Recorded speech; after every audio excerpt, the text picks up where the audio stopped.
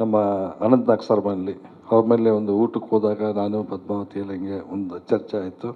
So ಹಂಗಾಗಿ ಅವರೊಂದು idea ಕೊಟ್ಟು ಇಲ್ಲಿ ಬಿಡುಗಡೆ ಹಂತವರೆಗೂ ಇವತ್ತು ಸುಮಾರು ಚೆನ್ನಾಗಿ ಬಂದಿದೆ. ಪ್ರತಿಯೊಂದು ಹಂತದಲ್ಲೂ ಪ್ರತಿಯೊಂದು ಕೆಲಸನೂ ಕೂಡ ಚೆನ್ನಾಗಾಗಿದೆ. ಇದರಲ್ಲಿ ಮುಖ್ಯವಾಗಿ ನಮ್ಮ ಕುಮಾರ್ ಬಂಗಾರಪ್ಪ ಅವರು, ರಾಗಿಣಿಯವರು, ಆಮೇಲೆ ನಮ್ಮ ಸಾತ್ವಿಕ್ ಪವನ್ ಕುಮಾರ್, ಮುಖ್ಯವಾಗಿ ನಮ್ಮ ಬಿ ರಾಮಮೂರ್ತಿಯವರು, ಹಾಗೆ ಸಂಪೂರ್ಣವಾಗಿ ಸಪೋರ್ಟ್ ಆಗಿಂತ ಎಲ್ಲ ಶಿವರಾಮೇಗೌಡರು ಮತ್ತು ನಮ್ಮ ಪಡಿತರ ಸಂಘದ ಅಧ್ಯಕ್ಷ ಅಂತ ಕೃಷ್ಣಪ್ಪನವರು, ಇವರೆಲ್ಲ ಒಂದು ಸಹಕಾರದಲ್ಲಿ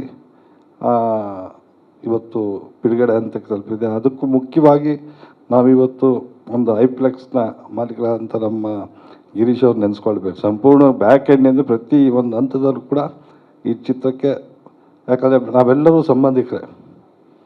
ಸೊ ಹಂಗಾಗಿ ಸಂಪೂರ್ಣವಾಗಿ ಒಂದು ಶಕ್ತಿಯಾಗಿ ಈ ಚಿತ್ರಕ್ಕೆ ನಿಂತಿದ್ದಾರೆ.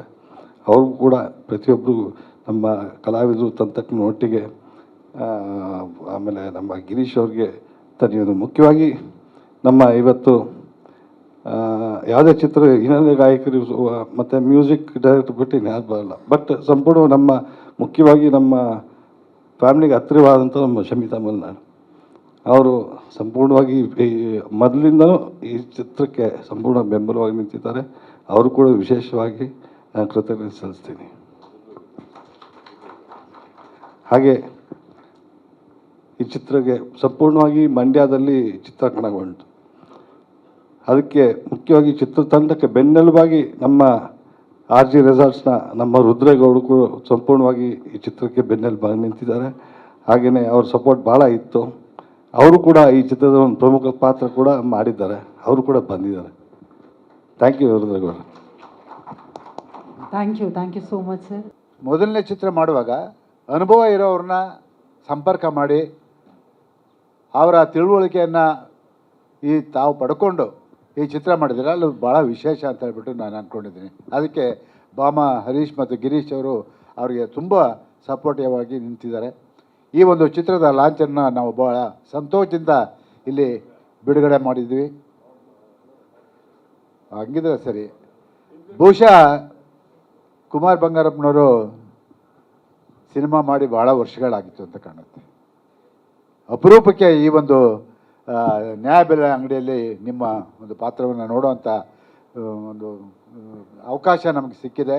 ನಿಮ್ಮ ಜೊತೆಗೆ ರಾಗಿಣಿ ನಾಯಕಿಯಾಗಿ ನಟಿಸಿದ್ದಾರೆ. ಬಹುಶಃ ಸಣ್ಣ ಚಿತ್ರಗಳಿಂದ ಇವತ್ತು ಕನ್ನಡ ಚಿತ್ರರಂಗ ಉಳಿದಿದೆ. ಅದನ್ನು ನಾವೆಲ್ಲರೂ ಒಪ್ಕೊಳ್ಳೇಬೇಕಾಗುತ್ತೆ. ಹಾಗಾಗಿ ಈ ಚಿತ್ರ ಯಶಸ್ವಿಯಾಗಲಿ, ಮತ್ತೊಂದು ಚಿತ್ರ ಮಾಡುವಂಥ ಶಕ್ತಿನ ಆ ಭಗವಂತ ನಿಮಗೆ ಕೊಡಲಿ. ಯಾಕೆ ಅಂತ ಹೇಳಿದ್ರೆ ನೀವೆಲ್ಲ ಭಾಳ ಆಸೆ ಇಟ್ಕೊಂಡು ಬರ್ತೀರ ಸಿನಿಮಾ ರಂಗಕ್ಕೆ, ಏನೋ ಒಂದು ಸಾಧನೆ ಮಾಡಬೇಕು, ಇದರಲ್ಲಿ ಬೆಳೀಬೇಕು ಅಂತ ಹೇಳ್ಬಿಟ್ಟು. ಆ ಆಸೆ ಈಡೇರಬೇಕು ಅನ್ನೋದೇ ನಮ್ಮೆಲ್ಲರ ಒಂದು ಆಸೆ. ಅದು ನೆರವೇರಲಿ. ಇನ್ನು ಮತ್ತೊಂದು ಚಿತ್ರ ಮಾಡುವಂಥ ಶಕ್ತಿಯನ್ನು ಕೊಡಲಿ. ಅದಕ್ಕೆ ಈಗಾಗಲೇ ಹೇಳವ್ರೆ, ಬಹುಶಃ ರಾಜಕೀಯ ಸಾಕು, ನಾನಿನ್ನು ಚಿತ್ರರಂಗದ ಕಡೆ ವಾಳ್ತೀನಿ ಅಂತ ಜಾಸ್ತಿ ಒಲವು ತೋರಿಸ್ತಾ ಇದ್ದಾರೆ ಶಿವರಾಮಣ್ಣ. ನಾನು ನಮ್ಮ ಗೋವಿಂದಣ್ಣ ಭಾಳ ಆಪ್ತರು, ಭಾಳ 30-35-40 ವರ್ಷದಿಂದಲೂ ಆಪ್ತರು. ನಾನು ಎಷ್ಟೋ ಸಾರಿ ಭಾಳ ಜನಕ್ಕೆ ಹೇಳ್ತೀನಿ, ನನಗೇನು ಕಾಸಿಲ್ಲ, ಕರೆಮಣಿ ಇಲ್ಲ, ನಾನು ಆ ಫ್ಯಾಕ್ಟ್ ನಾನನ್ನು ನಟಿಸೋದಕ್ಕೆ ಸಿದ್ಧ ಇದ್ದೀನಿ, ಉಪಯೋಗಿಸ್ಕೊಳ್ಳಿ, ಬೇಕಾದ್ರೆ ಪಾರ್ಟಿಸಿಪೇಟು ಮಾಡೋಣ ಇಂಥ ಚಿತ್ರಗಳಿಗೆ. ಯಾವುದು ಇದು ಈ ಚಿತ್ರ ಇದೆಯಲ್ಲ, ನಾನು ಬೇರೆ ಬೇರೆ ಚಿತ್ರಗಳಿಗೆಲ್ಲ ನಮಗೆ ಸಂಬಂಧ ಇಲ್ಲ. ಇದು ಜನಗಳಿಗೆ ಬೇಕಾಗಿರ್ತಕ್ಕಂಥ ಚಿತ್ರ, ನಾವು ಸಮಾಜಕ್ಕೆ ತಲುಪ್ತಕ್ಕಂಥ ಚಿತ್ರ, ಜನ ನೋಡಬೇಕಾಗಿರೋ ಚಿತ್ರ.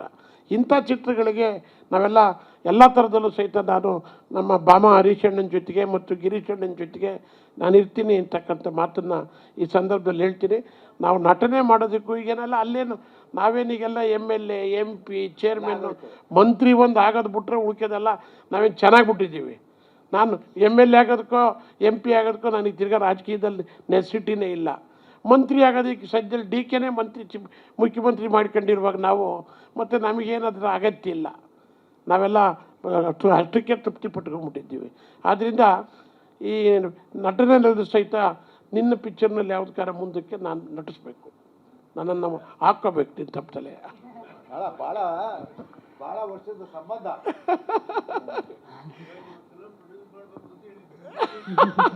ಜೊತೆಲಿ